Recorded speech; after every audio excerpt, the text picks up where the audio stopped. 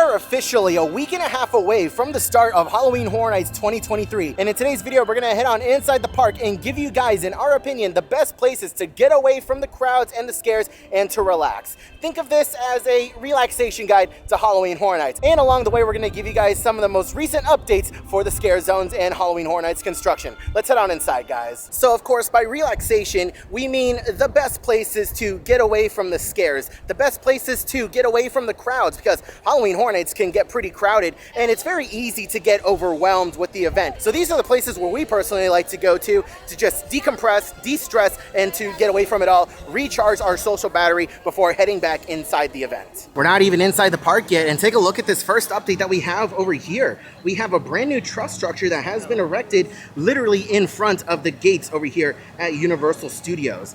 That is insane. So my hunch is that this is going to have neon on it that says Halloween Horror Nights, as opposed to putting the neon over here like they have in years past. I do believe they're going to put it up over here. But my question is, with this truss structure over here, does that mean that these gates aren't going to be like opening and closing when the event actually starts and finishes? That's my big question. We'll be sure to let you guys know when the event officially starts. So the very first relaxation area I have for you guys is actually right here at the very front of the park. To the right of the turnstiles, you're gonna have your first aid, your lockers, and then right over here behind me, you're gonna have your guest relations. This is gonna be your very first area of refuge to not only get away from the scare zones, but also get away from some of the crowds and the overall noise of the event. It hardly ever gets crowded in this area. You also have some restrooms right here, and you have some benches right over here to sit down and to just kind of relax in. Who knows, you may walk into the event and you may immediately get overwhelmed. It's very good to know about this particular location. Let's go ahead and get a quick look at this platform structure over here at the front of the park where possibly Dr. Oddfellow is going to be making an appearance.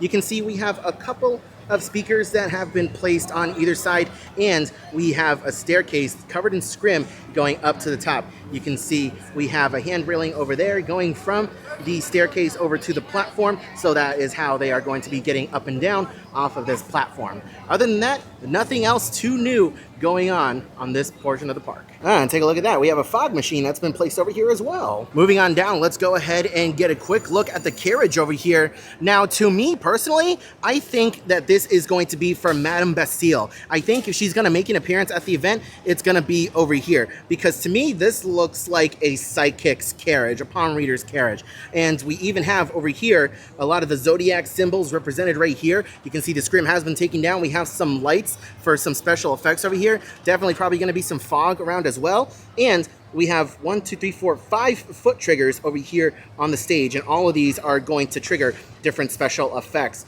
as whoever is out here is interacting with guests. So this is going to be really cool. You can also see some crates over here. These are some giant speakers that have been disguised as different crates. If you take a look at it very carefully, you can see that this side is a lot brighter than that side, and that's more of a screen for the speakers. And also, you know me, I love to point these things out.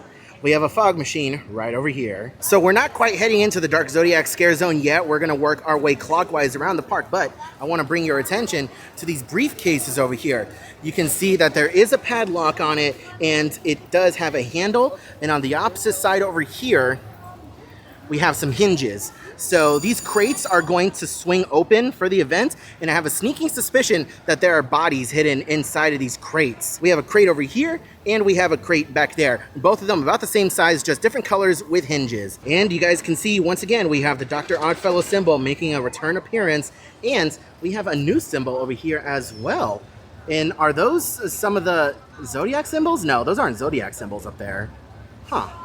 That's different. Right across the way from Minion's Cafe, we have the Stellar Bar that has made an appearance over here in the Music Plaza. I don't think that there's going to be any food offered over here. As you can see in its name, Stellar Bar, I do think that this is going to be strictly for alcoholic and a few select non-alcoholic beverages. And of course, with Halloween Horror Nights being only a week and a half away, it's not going to be long now before the entirety of Music Plaza is just full of wall-to-wall queues. Heading on into the New York section of the park, we have a quick update on these food booths over here. We have a couple of fake planters that have been placed on both sides. Won't be long now before we get the Surfer Boy Pizza sign on the top of this building, but we do have our cashier's kiosks over here, and you can see Surfer Boy Pizza right there. So we've made our way into the Vamp 69 scare zone, and I just want to give you guys an update on the entrance to the tribute store. There are no updates. This thing is supposed to open in the middle of next week, next Wednesday, if I'm not mistaken, and we have no progress at all over here for the entrance. So this facade is just gonna pop up in its entirety overnight. And more than likely, I'm not gonna be here for the first date that it pops up, but I'll be sure to share all the info on Twitter as soon as it does. I do wanna point out the updates over here. These lights got some filters on it, and Coda says it's called gel lighting. But yeah, these multicolored filters are brand new. We're gonna have a lot of neat lighting over here in this scare zone. Also, some updates on the bikes that are over here. We have a couple of more set details that have been added. Take a look at that, Blood Slayers. So we don't know if this is gonna be the biker gang that's gonna be invading this scare zone or what, but either way, I think that these bikers are vampires. Another update that we have is on top of this platform, we have this old school looking spotlight, but right underneath it, we have another light that also looks like a spotlight. So I don't know which one is actually gonna be used, because this one up here has some cables running off the back of it like it could be used, but also this one looks like it's more official. So I don't know. Either way, we're gonna have something lighting from over here onto this big stage. We have a few more instruments that have been added to the stage over here in Vamp 69. We have some tambourines. We even have a keyboard over here as well. We still have no idea what exactly is going to be going on the stage. We don't know if it's going to be actual live performances, but I'm still very interested to see what happens and what comes to this on opening night. I want to give you guys a little bit of an update with the Last of Us food booth that's going on over here on Delancey Street, I believe. No, this isn't Delancey Street. This is just a random alley. I forget the name of this particular street, but anyways, we have a couple more details that have been added. We have some foliage, we have the Federal logos, we have another Federal logo over here, and we have the security cameras, and I like the little detail of the red light. You can see the blinking red light over here, making it look like these security cameras are active, which is really cool to see. And as you guys can see over here, we have our cashier's kiosk that has been set up. You can see the Firefly logo over here, as well as give us our rations.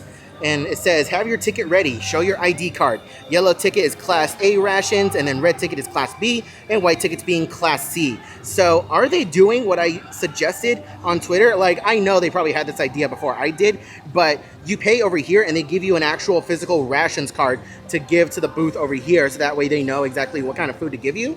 Because that would be really cool, because those ration cards could be used as a souvenir, and people can either choose to keep the ration card or turn it in for some food. Either way, this is really cool. So this back corner of the park over here next to the arcade and next to Louis is going to be our next relaxation zone. Now, I want to put a little bit of an asterisk with this relaxation zone, because while you are able to get away from the majority of the crowds in this section of the park, if you're sitting down over here, right back here behind me is where the scare actors come in and out for this particular scare zone. So as long as you're sitting down at these tables over here, or if you're sitting down on one of these benches by the restroom, they're not going to bother you. But if you're kind of walking through this area, then you're kind of seen as fair game. However, the scare actors typically don't scare people in this area, but I've seen a few scare actors try to make the scare as they see fit. So just be aware of that. But this is a phenomenal area to escape the crowds, relax at these tables, and there is a restroom right over here with some water fountains. And you have Louis right here as well, where you can go inside. There is a Coke Freestyle machine in there where you can refill your water bottle or refill your Coke Freestyle cup with any drink of your choice. And take a look at this, ladies and gentlemen. Take a look at these cars. We have a Volkswagen Beetle over here and a Volkswagen Bus that has been painted in like psychedelic 60s colors. This is so cool. Now, these are staged back here in the corner for a particular reason. They don't want them out in the streets quite yet. So just before the event starts, in that weird in-between phase where the park closes and it starts for Halloween Horror Nights, they're gonna have some forklifts to come over here, pick these up, and bring them out to the street over there where they're gonna plop them down for the evening. But this is so cool. I cannot wait to see these out in the middle of the street, and you can see the holes right down there for where the forklift is going to pick these things up and bring them out. And these aren't the only two vehicles either. We also have an old school Ford vehicle over here as well that's going to be making an appearance in the zone. We don't exactly know where these vehicles are going to be placed inside the scare zone, but I'm super excited to see them when the event actually starts. Right across the street from the Lou Wasserman statue, we have another booth that has popped up. Now, in years past, this has typically been used for alcohol, more specifically Bloody Marys, so I do expect us to see the same for this year. Okay guys, so this is something really cool that I want to show you. So right next to Transformers, you have Walgreens Drugs right over here. Heading on into Sting Alley, take a look at what they have done with the place. They have turned this all into a Last of Us themed food booth zone type area. This is so cool. So this is gonna be the cashier's kiosk over here where you're gonna be able to get your ration card, you're gonna pay for your food, and then you're gonna head on in over here into this little mini haunt experience. I don't know if it's gonna be like a haunt, I don't know if there's gonna be scare actors in here or what, but they have gone so hard in this area. You can see the Fedra logo over here. We have warning, entering a monitored zone. Lethal force is authorized to enforce compliance in all situations. We have our curfew hours from 6 to 6. Line here, gate D2, have your ration card ready. Oh my gosh, and you can see the Fedra logos down there. And I love this little detail over here. They even put the Firefly graffiti right here over on the no parking sign. So let's go ahead on inside and check it out. You can see we have some barrels and some crates over here. Moving further on down, we have another mini kiosk, and we have, I don't know what this is. This is a tarp over here that's got a little bit of distressing on it and some paint. Another little food kiosk over here, and I do believe that this is where we're gonna be able to pick up some drinks because this is a cooler over here. And take a look at that. We have some chickens in cages.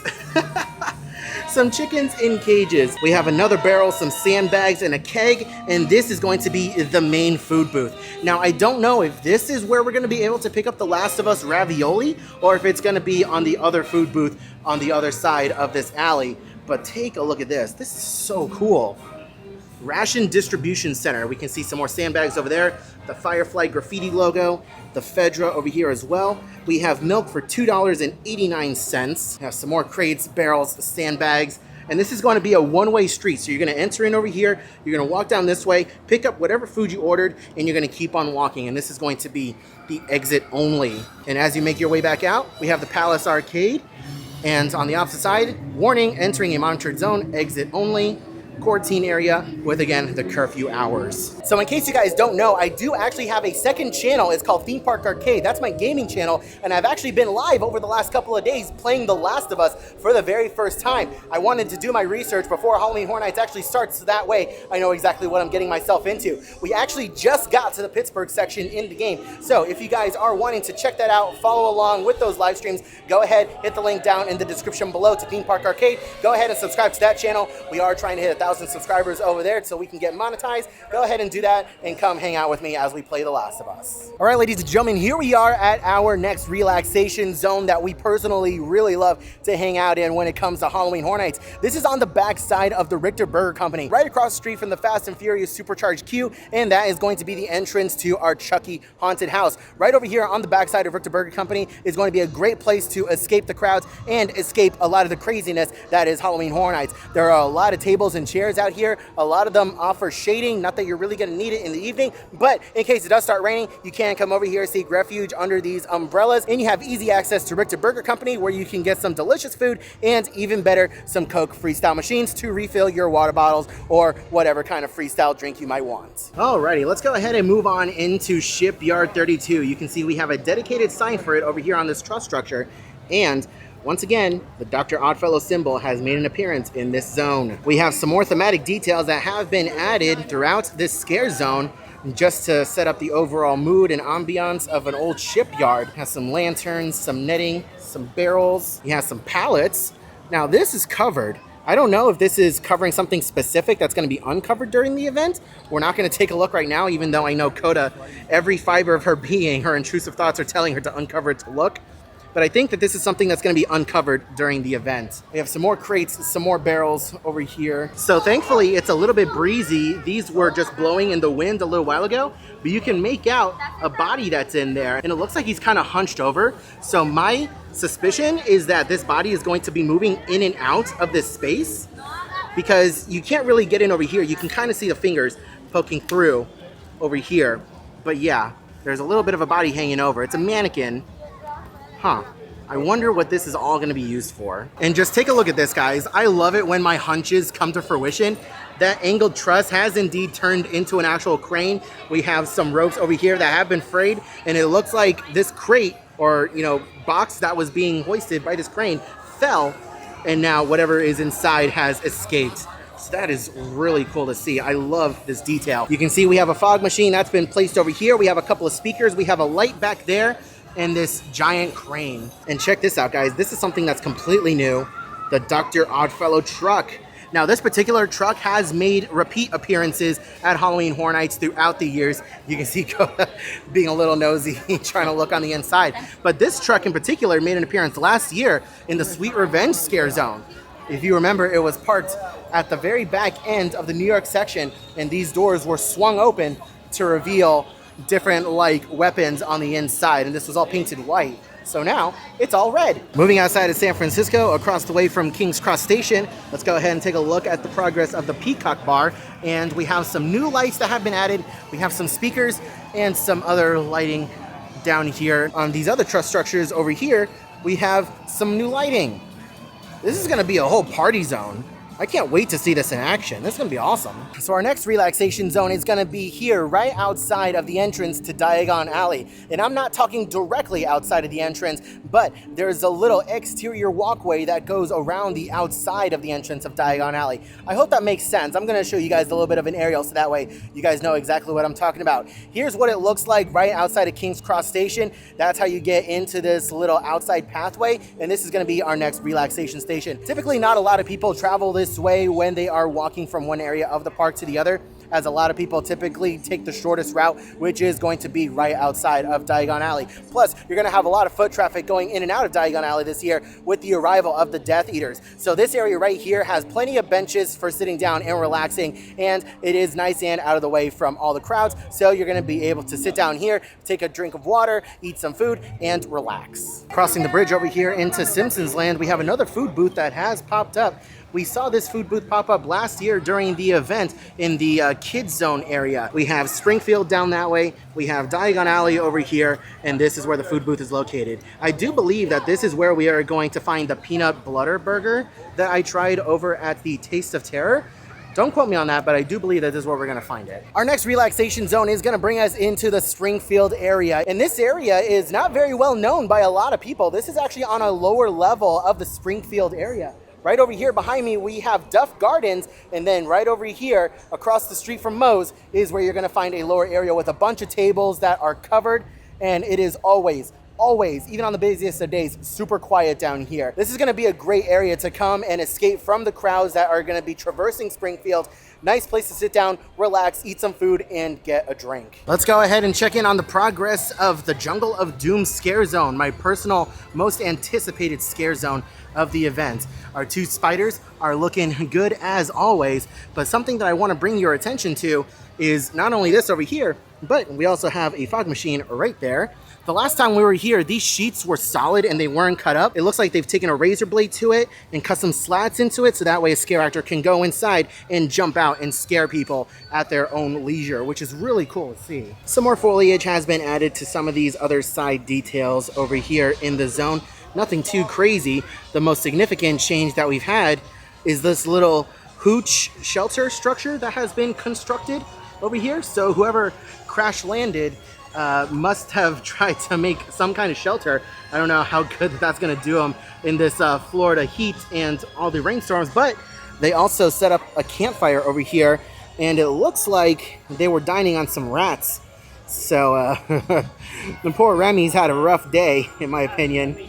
We have a couple more ammo boxes back there as well. So that's really cool. And you can see there's an actual electrical wire that's running to and from this little campfire over here. So it looks like we're gonna get some lighting effects of some embers. Okay, so I have absolutely no idea what happened with those last couple of clips, but there was something wrong with my ISO. I corrected it, I noticed it through the lens, so hopefully things should look good now. My apologies. And ladies and gentlemen, this brings us to our last and final relaxation zone of the event, and this is going to be the biggest relaxation zone of the event. Due to the damage received by Hurricane Ian last year, Universal Studios is unfortunately not doing a Marathon of Mayhem Lagoon show this year, which means that the entirety of this Central Park area is going to be up for grabs for a relaxation zone in a fantastic and possibly the best place to go to escape the crowds and escape the loud music, to have a drink and or have a snack. And ladies and gentlemen, let's go ahead and check on into our last and final scare zone of the event, Dark Zodiac. You can see that we have banners located at the entrance and the exit to the scare zone. They say Dark Zodiac over here, and it's very hard to see, but there are chains running along the side of the banner over here, which is really interesting to see. Nice little detail. We have a couple of fog machines that have been added throughout the zone right outside of Williams of Hollywood. We have a fog machine, and then over here, right next to Ralph's, we have another fog machine right by where Coda's standing over there.